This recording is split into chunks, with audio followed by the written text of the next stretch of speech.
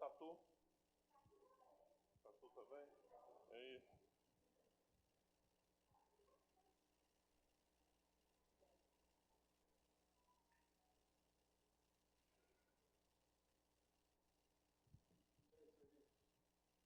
Tudo bem? Não. Você vai ficar na mente só. Você está lá na casa, legal, e aí, quer ficar sentado aí?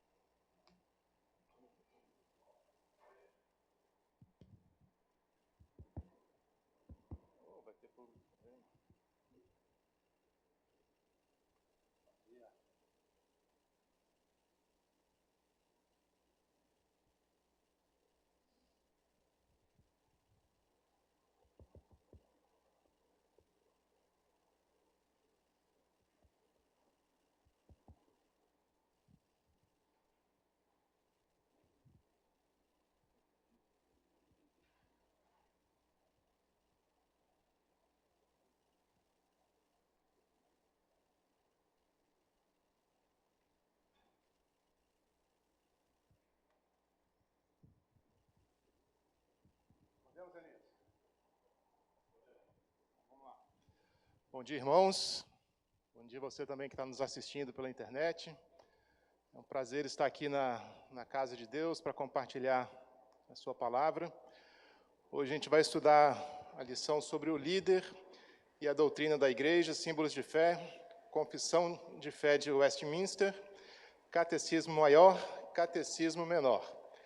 E aí o compromisso e o ensino que o líder deve ter para poder exercer as suas funções na igreja.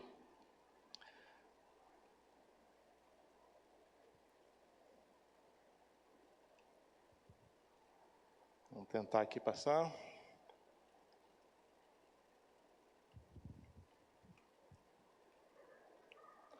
Não está passando. Vai lá. Ah, tá. Tá ligado.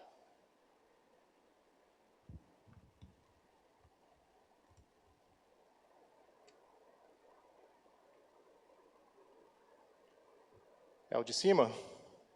De lado, né? Também não está funcionando, não. Não está indo. Passa aí para a gente por enquanto, Elias, faz favor. Bom, falando um pouquinho sobre símbolos de fé. O que seria símbolos de fé? Em princípio, a gente tem assim, duas situações básicas, que é o credo e a confissão. E aí tem uma definição ali falando o seguinte, um credo, também conhecido como confissão, símbolo ou declaração de fé, é a declaração das crenças compartilhadas da comunidade, muitas vezes religiosa, né, uma coisa bem particular nossa, na forma de uma fórmula fixa que resume os princípios fundamentais. Então, é uma forma de memorização, uma forma de sintetização daquilo que seriam as nossas doutrinas, daquilo que seria no que nós cremos. Tem um comentário aqui na Bíblia de Genebra, que ela faz uma pequena distinção entre o que seria um credo e uma confissão. O credo seria uma situação mais pessoal, então já sempre começa assim de uma forma, né? Eu creio, como no credo dos apóstolos, né? Eu creio em Jesus Cristo, e aí vai falando as situações.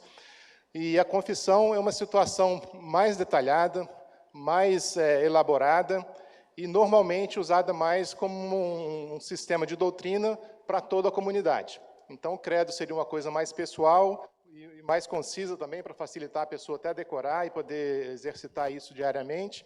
E a confissão seria uma coisa mais ampla, com condições da pessoa estar se preparando e estudando as doutrinas básicas de determinada igreja. Aqui nós temos essa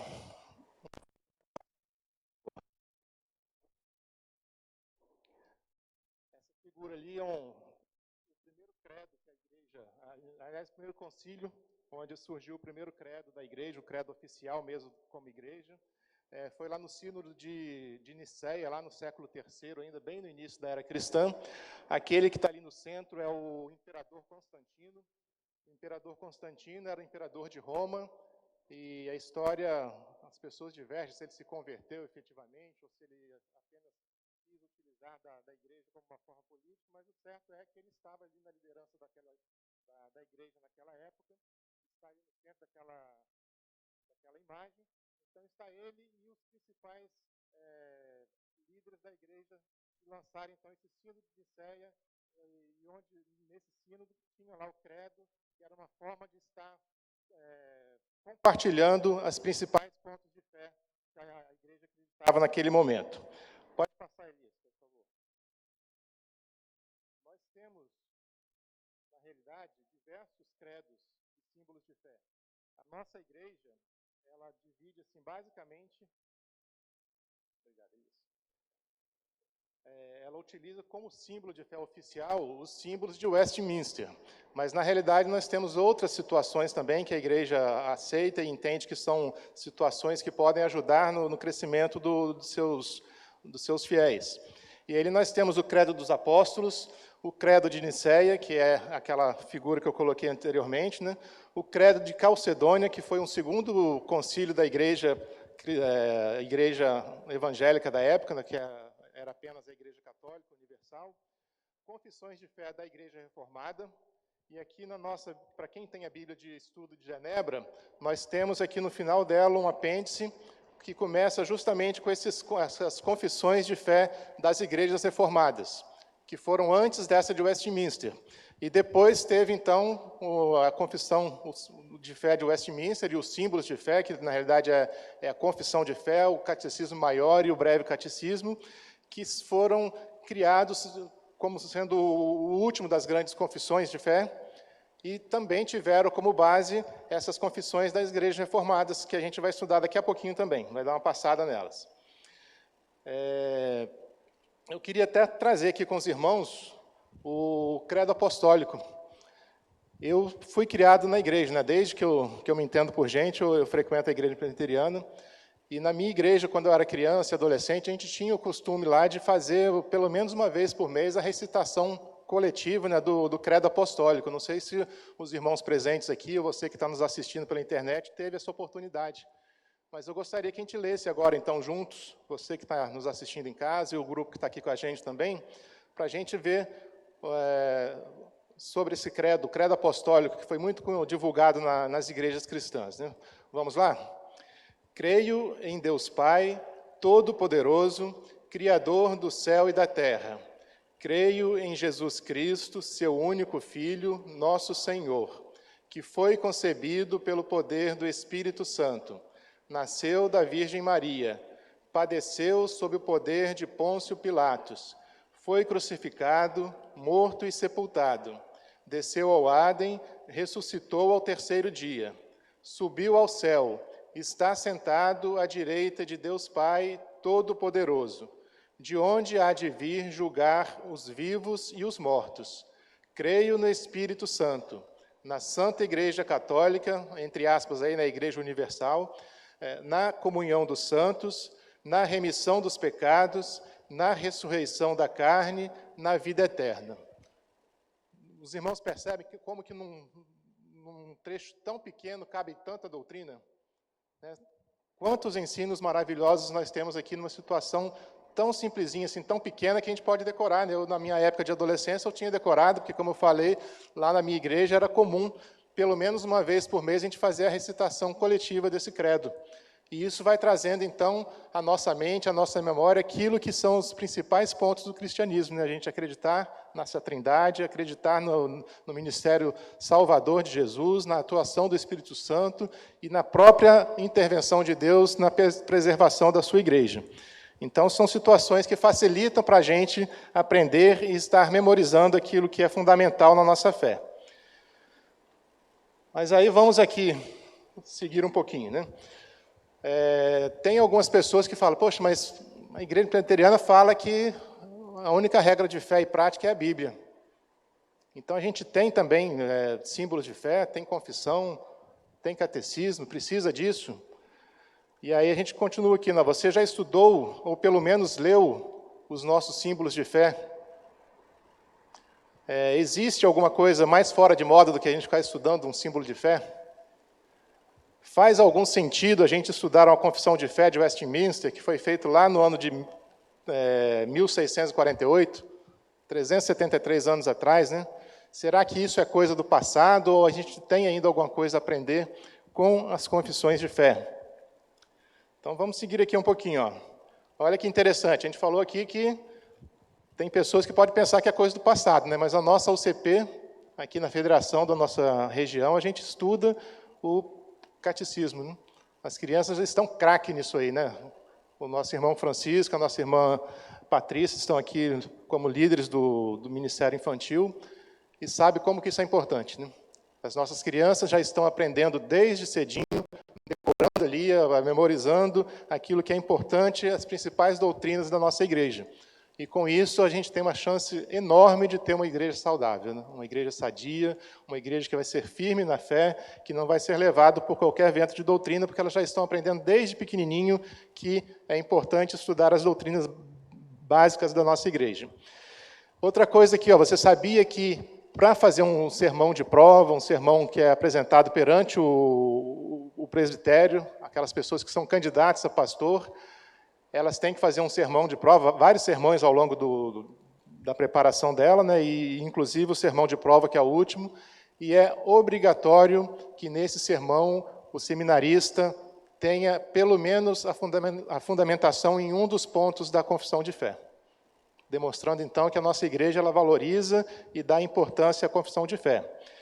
Precisamos estudar a Bíblia, e os símbolos de fé são ferramentas para esse estudo, compreensão e memorização das doutrinas bíblicas.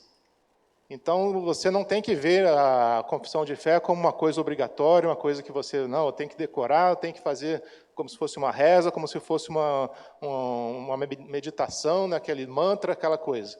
Mas você tem que entender que a confissão de fé, ela traz para você diversas formas de você estudar a Bíblia. Inclusive, na nossa a Casa Editora Presbiteriana, ela já lançou várias vezes os símbolos de fé, todos têm lá o enunciado e depois a base bíblica. Então, os versículos que você pode lá conferir se aquela doutrina está efetivamente de acordo com a Bíblia ou se foi mera questão do conhecimento humano.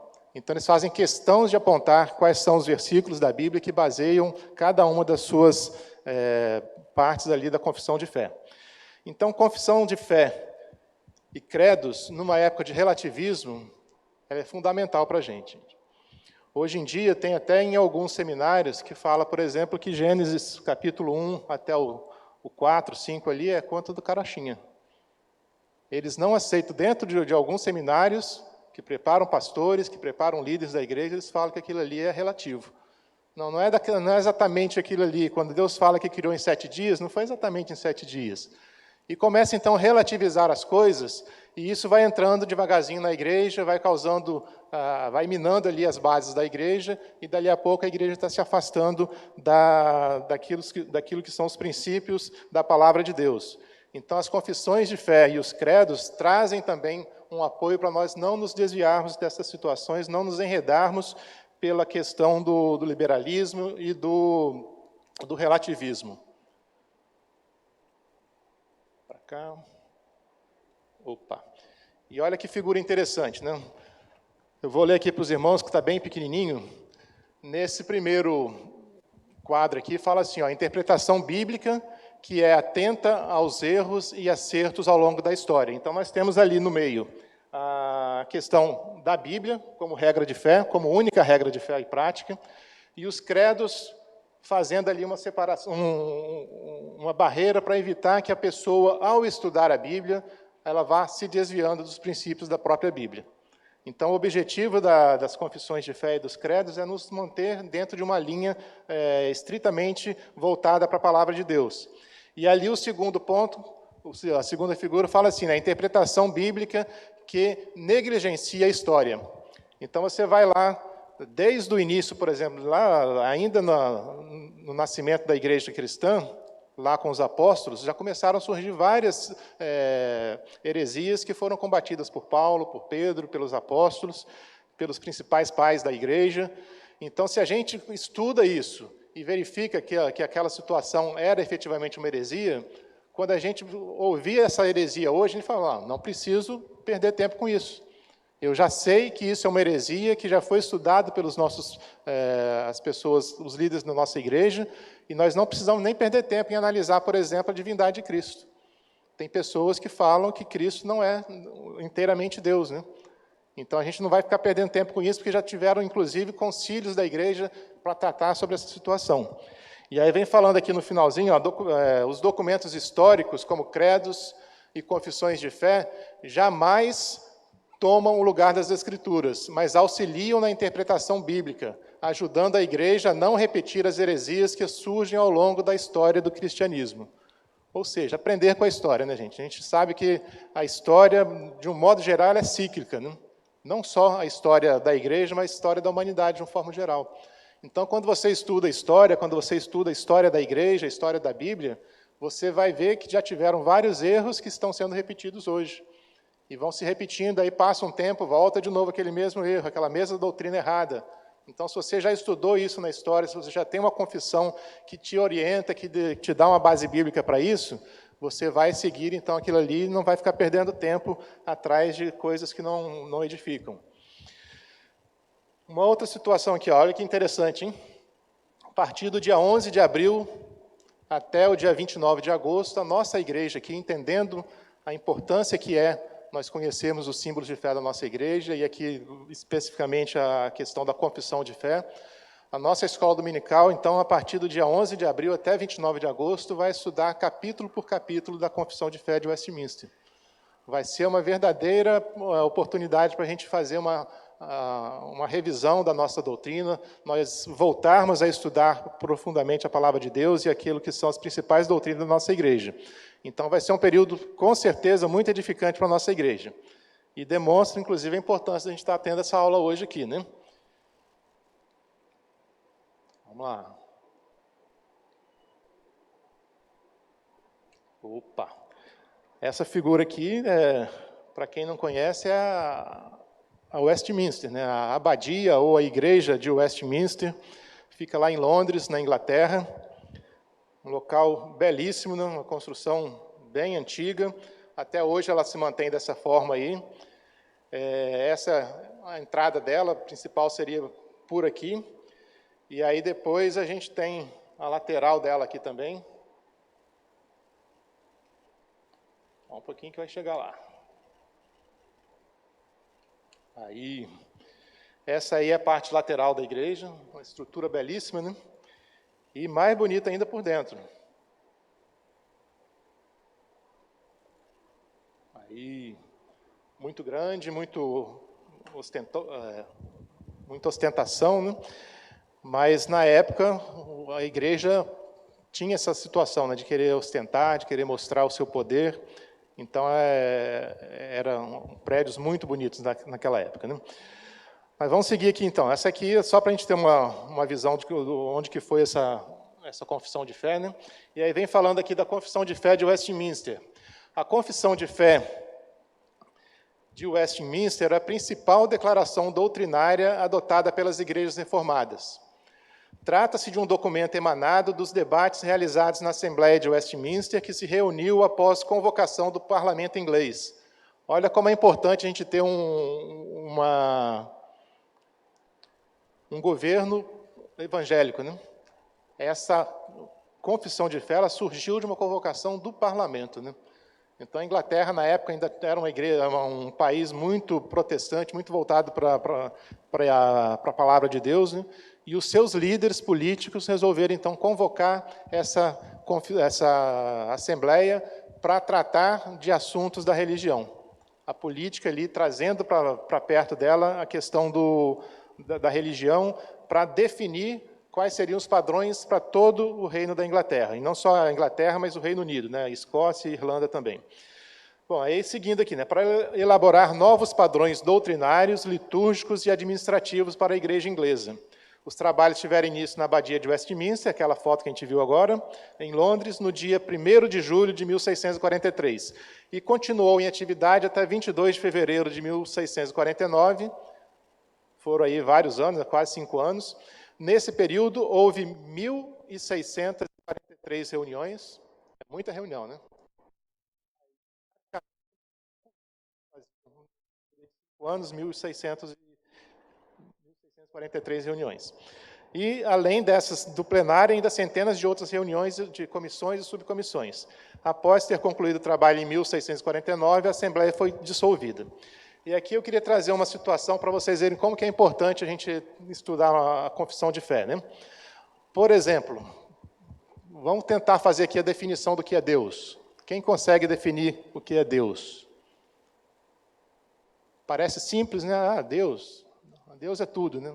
Não serve, né? Tem que ser uma definição mesmo, né? A gente não pode colocar isso como sendo uma definição de Deus numa base teológica. E aí, nessa reunião que teve lá na Assembleia de Westminster, que eram várias pessoas, 131 teólogos e mais alguns representantes ainda, eles começaram a debater. Uma das primeiras coisas que eles falaram, olha, precisamos fazer uma definição do que é Deus. E fizeram reuniões, e reuniões, e reuniões, e reuniões, e não chegavam a conclusão, porque parece fácil definir Deus, mas é muito difícil, né, você chegar a todas as definições daquilo que é Deus. E aí, depois de muito tempo, eles acabaram assim, falar, não, isso não vai dar certo, a gente não vai conseguir, vamos dissolver essa assembleia, vamos cada um voltar para o seu canto aí, porque não está dando certo, não. E aí, para encerrar, como todo bom protestante, eles pediram uma pessoa para orar, né? E a pessoa fez uma oração, que foi basicamente essa oração aqui, ó.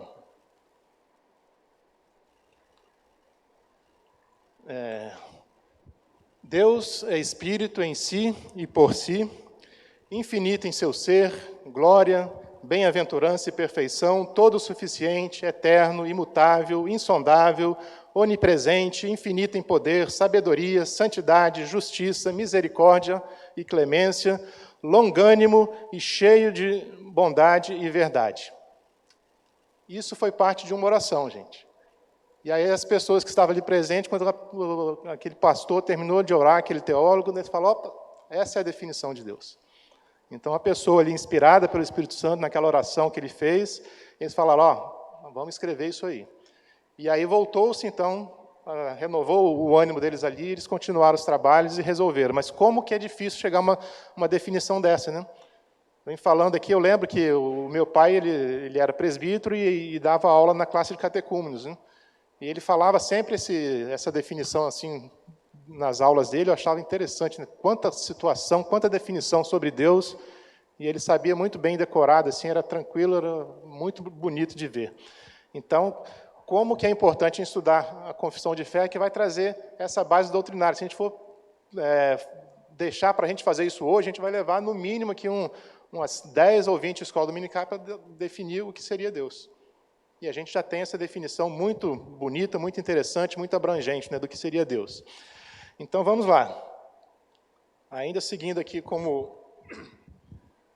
na confissão de fé de Westminster, então nós vamos aqui falar algumas coisas sobre como que foi esse preparo dessa confissão, né? Ela teve, então, o início dos trabalhos das comissões em outubro de 1644, com debates no plenário de julho de 1645 a dezembro de 1646, a apresentação na Câmara dos Comuns em dezembro de 46, depois a preparação e discussão dos textos bíblicos, aquilo que eu falei que tem o enunciado, e depois também tem todos os textos que baseiam que servem de base para aquele enunciado. E a aprovação final pelo Parlamento. Então, tornou-se ali um documento oficial, não apenas da Igreja, mas do próprio governo da Inglaterra na época. Na elaboração do texto de confissão de fé de Westminster, trabalharam, olha que importante, né?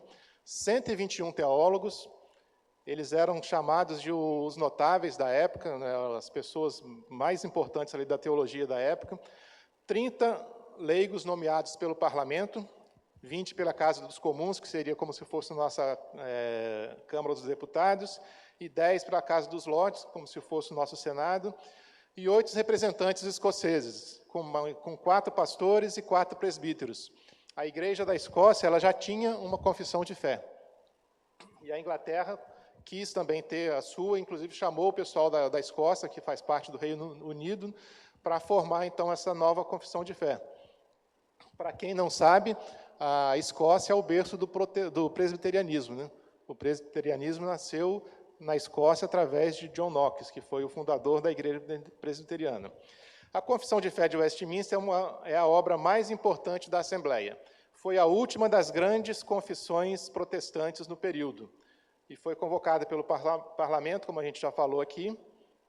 E ali a gente tem um dado interessante também, que na história nós já tivemos outras situações aí, né? Já existiam outras confissões de fé conhecidas como símbolos de fé das igrejas reformadas, e essas 3 aí que a gente está falando, a confissão de fé, a confissão belga, o catecismo de Heidelberg e os cânones de Dort, a gente tem aqui para quem tem a Bíblia de Estudo de Genebra.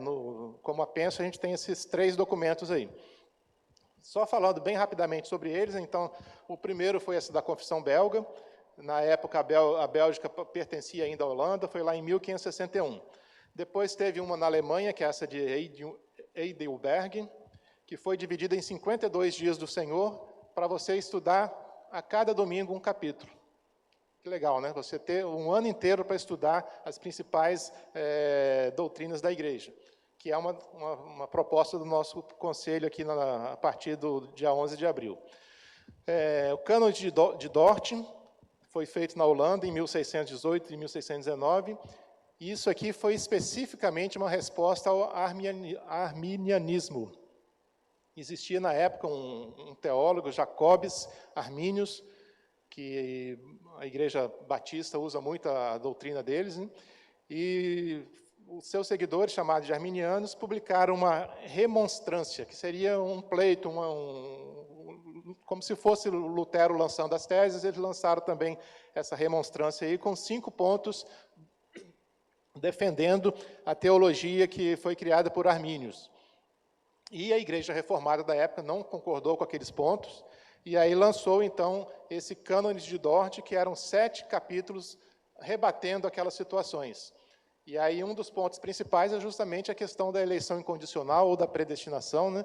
Que a Igreja Batista tem uma visão bem diferente da nossa, e aí eles, usando, então, desses cânones de Dort, fizeram, então, a refutação e com base bíblica na situação da teologia de Arminius. Então, esses valiosos documentos foram utilizados pelos teólogos na Assembleia de Westminster. Então, não partiu do zero a Confissão de Fé de Westminster, né? Ela utilizou esses padrões que já tinham antes, essas confissões, e aumentou e teve também a situação de ser mais aprofundado nos ensinos ali. Bom, aí em 1647, a Assembleia Geral Presbiteriana na Escócia adotou a Confissão de Fé de Westminster. A gente falou aqui que a Igreja da Escócia, basicamente a Igreja Presbiteriana, ela já tinha sua própria Confissão de Fé, que foi, inclusive, usada como base lá nos estudos, e a partir de 1647, a própria Igreja escocesa ela falou, pô, essa confissão ela é mais completa. Então, a partir de agora, a gente vai usar também essa Confissão de Fé de Westminster, que, inclusive, eles participaram também nos estudos e na elaboração. Isso. E um detalhe importante aqui na história, que nós só tivemos 2 períodos de grandes produção assim, de credos ou de confissão. E o primeiro período foi lá no século IV e V, que foi aquele o credo de Niceia e o de Calcedônia. Então, 2 sínodos da igreja única que existia na época, né? E fizeram e trouxeram, então, vários documentos tentando manter a igreja dentro do que seriam os princípios bíblicos. E o segundo período foi esse período que nós tivemos logo depois da Reforma. A Reforma foi em 1530, em 1560 já teve a primeira confissão de fé, e ali, ao longo de mais ou menos um século, tiveram, então, esses principais documentos aí, né? A confissão belga, a confissão de Heidelberg, os símbolos de Dort e a própria Confissão de Fé de Westminster, que, na realidade, são 3 documentos, né? Nós temos, dentro dos símbolos de fé da Igreja Presbiteriana, que são a de Westminster, tem a Confissão de Fé, o Catecismo Maior e o Breve Catecismo. Todos eles também voltados, feitos naquele mesmo período. Vamos lá. Isto. E o que o líder tem a ver com isso, né, gente? A gente falou aqui já uma introdução que levou quase metade da aula aí, né? Falando sobre a questão da confissão de fé, da importância, mas e para o líder? Será que é necessário um líder ter conhecimento dessa situação, ter conhecimento da própria confissão de fé, do breve catecismo, do catecismo maior? Então, sim, né? Eu acho que não tem dúvida quanto a isso, que o líder deve ser a pessoa que conhece, e conhece muito bem a sua instituição, que seria a igreja, e a sua doutrina, que é baseada na Bíblia. O grande problema, talvez, das igrejas atuais é justamente a falta de líderes que tenham profundo conhecimento da palavra de Deus, né? Inclusive, em algumas situações, até de pastores mesmo, né? Que não têm o conhecimento devido da sua igreja. Por que existem tantas divisões nas igrejas hoje, né? Porque o pastor, o líder, uma pessoa que desponta ali naquela igreja, ele está numa igreja, mas ele sequer conhece quais são, por exemplo, as regras principais da igreja. E aí começa a agir contra as regras da própria igreja. Ah, não, eu penso dessa forma, então vou fazer dessa forma.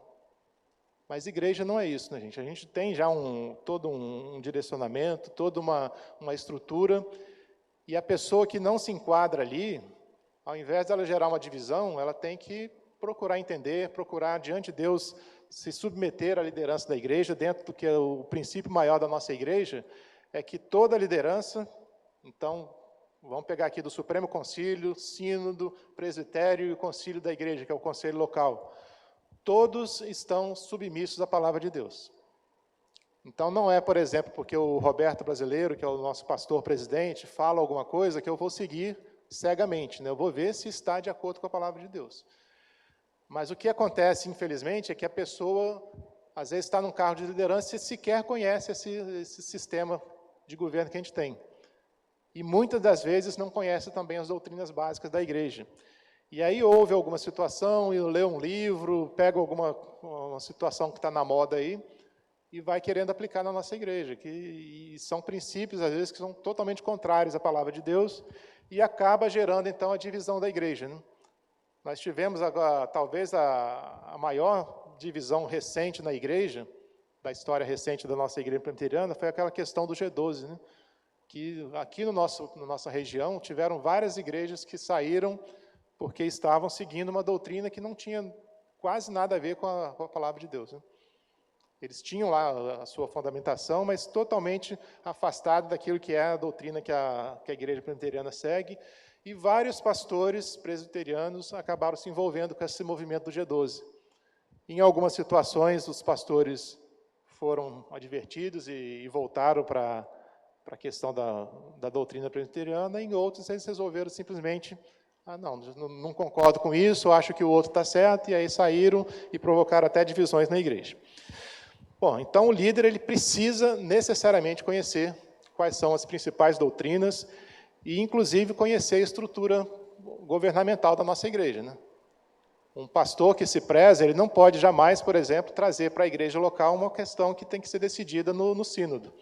Ele tem que ter o discernimento daquilo que é tratado dentro do conselho da igreja e daquilo que deve ser tratado no presbitério, no sínodo ou no Supremo Concílio.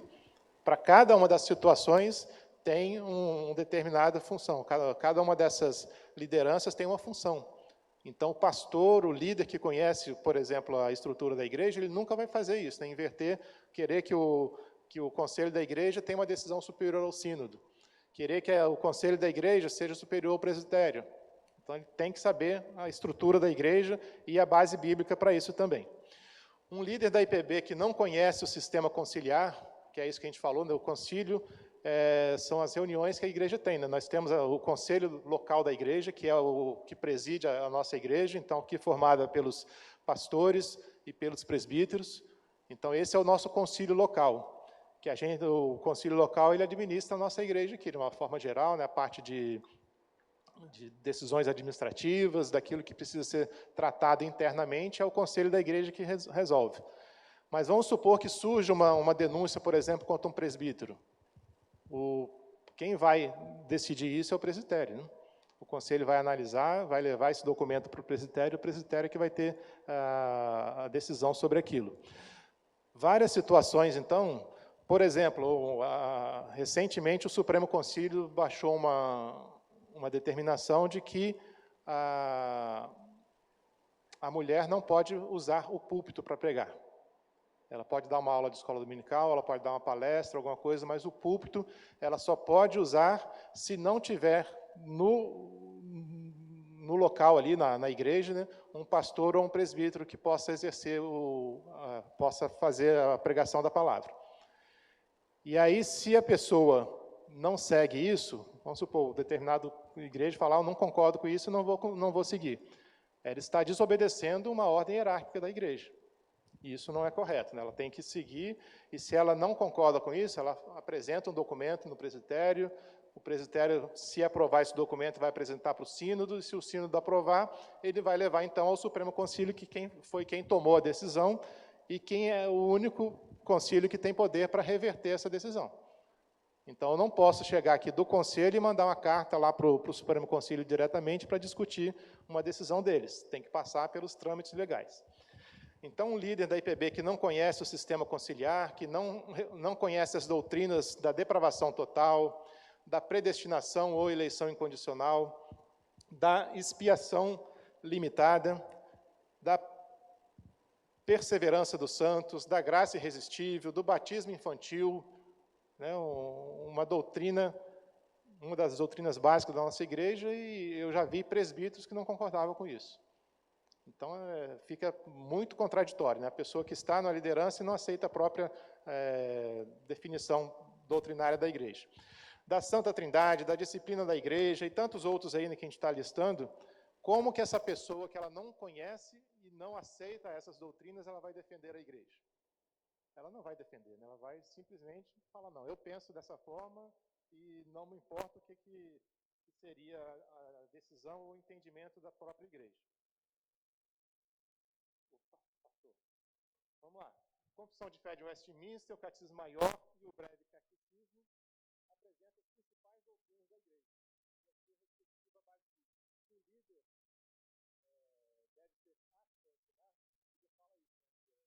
O líder deve ser apto a ensinar, ele fala isso, né? O líder tem que ser apto a ensinar, também falando aos presbíteros, aos pastores, ele fala, existe ter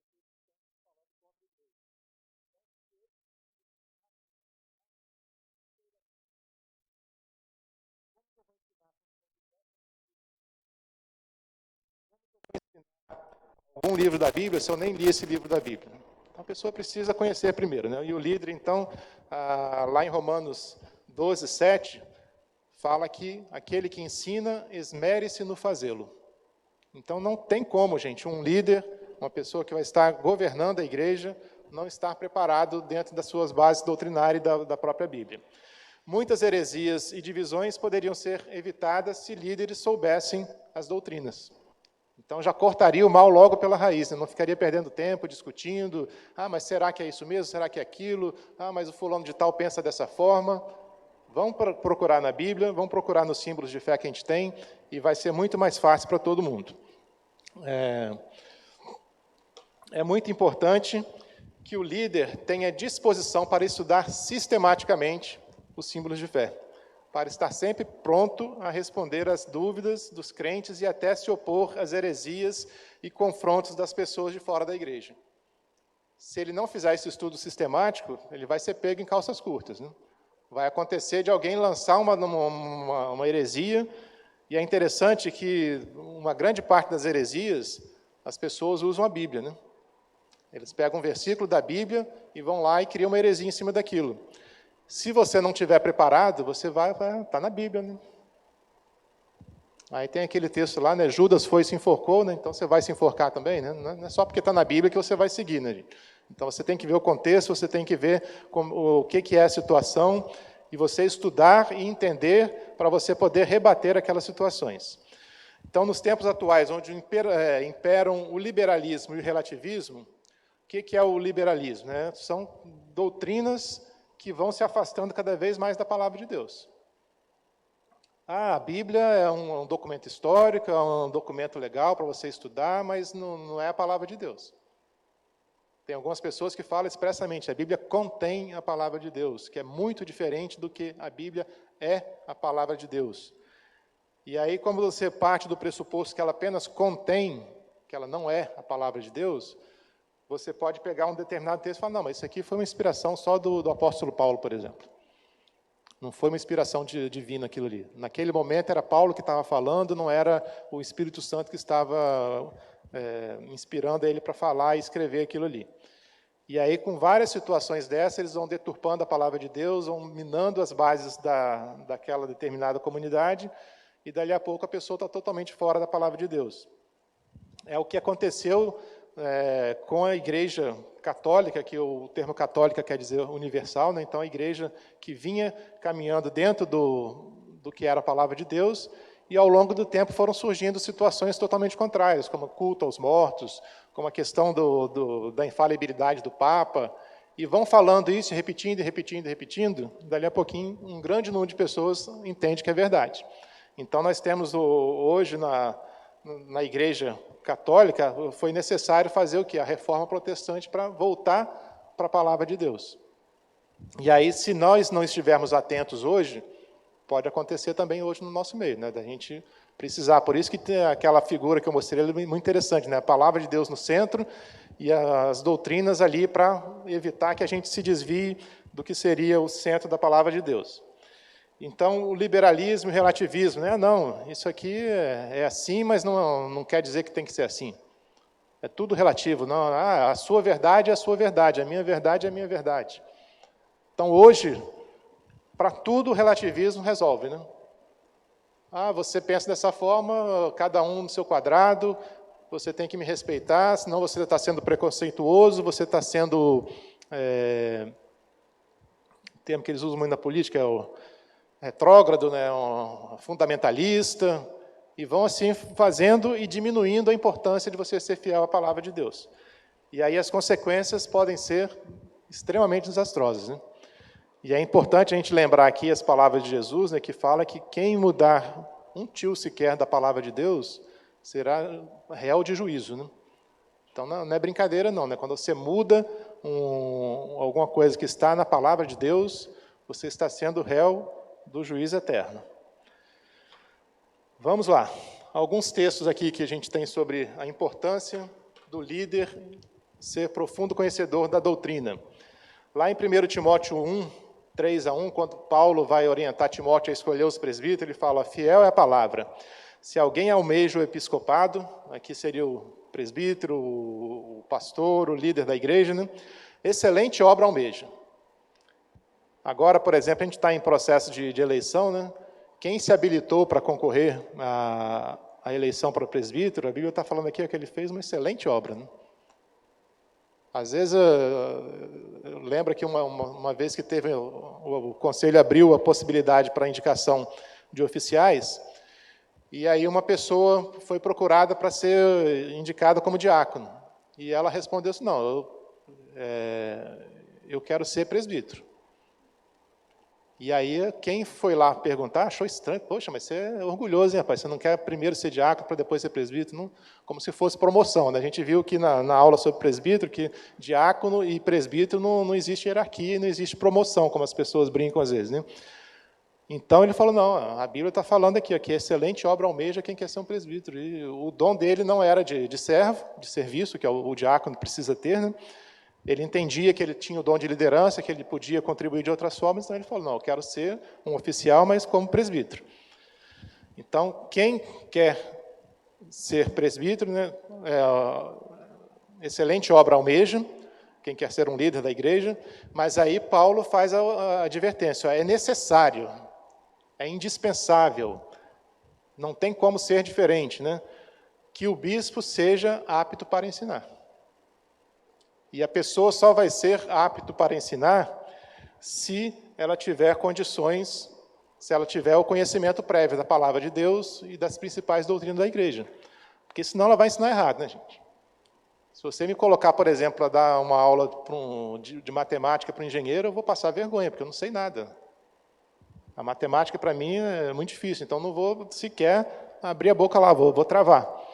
E aí também o líder ele precisa saber as principais doutrinas da Bíblia e a própria Bíblia, né?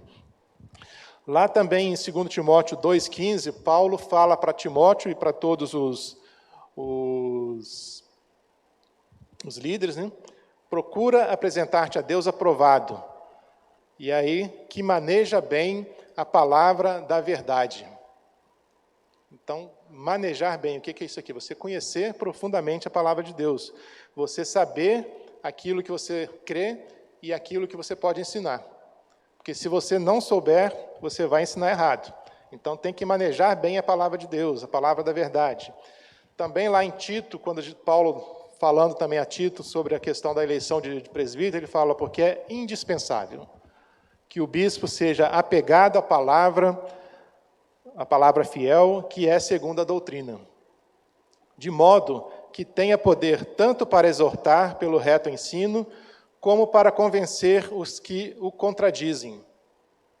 Então, se eu sequer tenho a minha própria convicção, como que eu vou contradizer alguém que está falando diferente, né? Se chega alguém aqui falando que... Vamos pegar uma doutrina aqui de uma determinada igreja que fala, por exemplo, que a alma, ela morre. a alma do ímpio. E aí eles falam o seguinte, não, que Deus é amor, Deus é bom demais para ele determinar a condenação da alma eternamente. E aí, se você não estiver firmado na palavra, realmente, né, Deus é amor, então ele não vai condenar eternamente uma pessoa, né? Ele vai dar um castigo, vai deixá-la um tempo, mas eternamente, nossa, isso aí é muito pesado, né? E aí começa, então, a vacilar, começa a pensar, poxa, mas... E aí acaba fazendo o quê, né? Aderindo a uma doutrina que não é bíblica e vai ensinar essa doutrina que não é bíblica. Então, é muito perigoso, né? A pessoa que está na liderança da igreja, e é importante a gente frisar que o líder, ele representa a igreja, né? Assim como numa empresa, nós temos aqui, por exemplo, o nosso irmão presbítero Francisco, que ele é funcionário de uma empresa. Quando ele fala numa determinada reunião, ele está falando em nome da empresa, né? Eu sou advogado, eu tenho que fazer audiências e às vezes eu estou defendendo uma empresa, a empresa manda um preposto. Tudo que o preposto falar na audiência é como se a empresa estivesse ali incorporada falando através dele. E assim é com o líder também, né? Então, nós temos que ter cuidado na escolha do líder, nós temos que estar buscando mesmo entender o que seria a palavra de Deus e estar fazendo o ensino de acordo com aquilo ali. E ali... Oi. Tem dois comentários aqui no chat aqui, do Vinícius, sim, que ele fala o seguinte, que a maioria das heresias no meio evangélico poderia ser resolvida pelo ensino consistente do catecismo. Sim. E outra é não só o problema da divisão na igreja, mas a falta de conhecimento e doutrinação na igreja protestante tem levado muitíssimas pessoas a um triste quadro de volta ao Egito, retornando ao catolicismo. Pois é. Falta de conhecimento, né? O próprio, eu não lembro agora qual foi o profeta que falou, né, que o meu povo perece por falta de conhecimento, né? Deus falando isso ao povo dele, o meu povo perece por falta de conhecimento. Então é muito triste, né, quando você tem uma igreja que não preza pela doutrina, que aí é prato cheio, né, para diversas outras situações aí que vão complicar, que vão trazer, e no mínimo, né, vai trazer ali um enfraquecimento para aquela pessoa e às vezes até ela se afastar definitivamente, né, buscar outras situações que não sejam a palavra de Deus. Obrigado, Elias. Tu, porém, o texto aí de Tito 2, versículo 1, né, tu, porém, fala o que convém à sã doutrina. Então, são vários textos, né, mostrando que nós temos, por obrigação, de estar escolhendo líderes que são fundamentados na palavra de Deus, que tenham profundo conhecimento das principais doutrinas da nossa igreja. Não é que as doutrinas, os símbolos de fé, são superiores à Bíblia, gente, de forma alguma, né? A Bíblia será sempre a nossa única regra de fé e prática. A doutrina, ela é uma sistematização daquilo que a Bíblia fala. Ela, então, pega dentro da Bíblia e faz as suas doutrinas, e ali facilita para a gente entender, facilita para a gente caminhar de uma forma sadia na nossa fé. Queria passar aqui, então, com os irmãos o último slide sobre a aula, que fala assim, ó, para quem não sabe, os símbolos de fé da Igreja Reformada e os símbolos de fé e os símbolos de Westminster estão disponíveis no final da Bíblia de Estudo de Genebra. Então, aqui depois de Apocalipse, entra aqui os símbolos de fé da Igreja Reformada, que são a Confissão Belga, a Confissão de Heidelberg e os cânones de Dort. E depois, acabando o cânone de Dort, começa então os símbolos de fé de Westminster. E outra coisa também que esses símbolos de fé de Westminster, que são a Confissão de Fé, o Catecismo Maior e o Breve Catecismo, estão disponíveis no aplicativo da igreja. Então, você que usa ali o aplicativo no celular, né, da IPB, você entrando na página principal, tem lá documentos. Você clica naquelas 3 barrinhas lá e vai lá em documentos. Aí você baixa a sua tela um pouquinho, mais para baixo vai ter lá os símbolos de fé. E aí você pode acessar esses 3 símbolos aí da nossa igreja, que são os símbolos oficiais mais reconhecidos, né? E você pode, então, estudar e aprender diariamente com esses símbolos. Alguma dúvida, alguma contribuição? Mais algum comentário aí, Elias? Os irmãos que estão aqui, se quiserem participar, a gente leva o microfone. Ótimo. Oséias 4,6, meu povo perece por falta de conhecimento. Né? Então, a importância do conhecimento para nós. Né? Então, vamos lá, gente. Para encerrar, eu queria fazer aqui um período de oração pela nossa missionária Beatriz Heller. Né? Ela está num país lá do Oriente Médio, que a gente não pode ficar divulgando, mas eu queria que a gente parasse aqui um pouquinho para orar por ela e orar também pela situação do nosso país, né, da Covid, que tem matado aí milhares e milhares de pessoas, para que Deus tenha misericórdia. Esse período agora de quarentena também, né, que vai ser difícil para muita gente, né, ter que parar o comércio, ter que parar as suas atividades, mas que Deus tenha misericórdia, que Deus levante pessoas para encontrar um remédio eficaz, encontrar uma solução para essa nossa situação tão terrível que vivemos. Vamos orar, então? Deus, muito obrigado, porque a Tua palavra ela é sempre uma espada de dois gumes, que fala a nossa mente, o nosso espírito, que nos edifica, que nos fortalece. E nós nos alegramos, ó Deus, com a possibilidade que temos de estudá-la, de memorizá-la, de estar meditando nela de dia e de noite, de estar procurando sempre entender a Tua vontade através daquilo que o Senhor já deixou escrito nas Suas palavras. E nós declaramos aqui, ó Deus, como o salmista fala, né, que a palavra do Senhor é como se fosse um mel para nós, é uma coisa boa, uma coisa doce, é uma coisa que nos edifica, que nos fortalece, que nos anima. E nós queremos, ó Deus, a cada dia nos apegar mais e mais à Tua palavra, entendendo, ó Deus, que ela vem diretamente do Senhor para as nossas vidas. Pedimos que o Senhor abençoe a liderança da nossa igreja, que ela também tenha sede de estudar a Tua palavra, que ela seja uma liderança, Deus, que busque a cada dia se fundamentar sempre e totalmente na palavra do Senhor. Que o Senhor abençoe, ó Deus, os pastores, os presbíteros, os diáconos, os professores, os líderes de ministérios e ações aqui da nossa igreja, para que eles estejam sempre voltados para o estudo e para a aplicação da palavra do Senhor aqui no nosso meio. Nós também pedimos, ó Deus, pela vida da nossa irmã missionária Beatriz, que o Senhor possa estar com ela ali nesse novo local onde ela está trabalhando agora, cumprindo o ídolo do Senhor, cumprindo a vontade do Senhor na vida dela.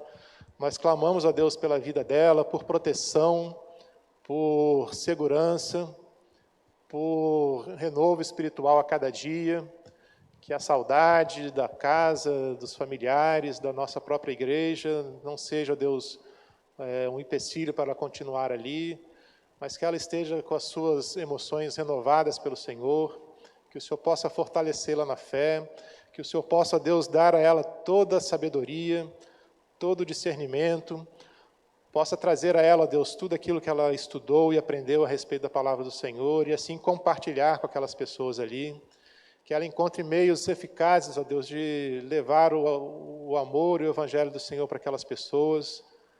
Sabemos, ó Deus, das perseguições, das situações difíceis que eles devem passar ali, mas clamamos ao Senhor que o Senhor dê a ela sabedoria e discernimento em cada situação, Deus.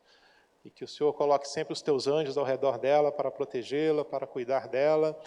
E abençoe também a nossa igreja, que esteja sempre envolvida com ela, Deus, emocionalmente, espiritualmente e financeiramente. Possamos sustentá-la, possamos, ó Deus, estar participando com ela desse ministério que o Senhor colocou no coração dela, Deus. Deus, nós clamamos também pelo nosso país e pelo mundo de forma geral, ó Deus, nessa situação tão terrível que temos vivido com relação à Covid. Clamamos ao Senhor por misericórdia, para que o Senhor possa, ó Deus, curar a nossa nação, todos os países, ó Deus, que estão sofrendo com esse vírus. Clamamos ao Senhor, ó Deus, que o Senhor possa dar discernimento às nossas autoridades de como agir, de como proceder, que não haja, Deus, ninguém ou nenhuma instituição querendo fazer algo para aparecer, para tirar proveito dessa situação, mas que sejam decisões mesmo, ó Deus, voltadas para abençoar as pessoas, para cuidar das pessoas que estão precisando. Deus, nessa situação toda de tantas mortes, de tantas pessoas sofrendo, que o Senhor console os corações, que o Senhor proveja, Deus, de alguma forma, os recursos necessários, financeiros para essas pessoas que estão tendo que ficar sem emprego, sem poder abrir os seus comércios. Deus, que o Senhor tenha misericórdia, que o Senhor, na sua infinita sabedoria, capacite pessoas, ó Deus, para encontrar um remédio eficaz e que assim possa minimizar essa situação toda. Que possamos, ó Deus, ter a direção do Senhor em todas as coisas, Deus. Deus, como é importante que as pessoas busquem no Senhor a solução para esse problema, Deus. Nós sabemos que muitas vezes se busca a solução em coisas terrenas, mas só o Senhor pode dar uma solução para essa situação toda, Deus. E nós clamamos ao Senhor pela Tua intervenção, pela Tua misericórdia em nossas vidas, na vida da igreja, na vida da nossa população, Deus. Que o Senhor tenha misericórdia de nós, é o que nós oramos. Agradecido, Senhor, no nome de Jesus. Amém. Obrigado, irmãos. Às 10h30 a gente vai ter o nosso culto. Vai ter a participação presencial, mas também a projeção pela internet. Então, você está convidado a participar conosco a partir das 10h30. Muito obrigado.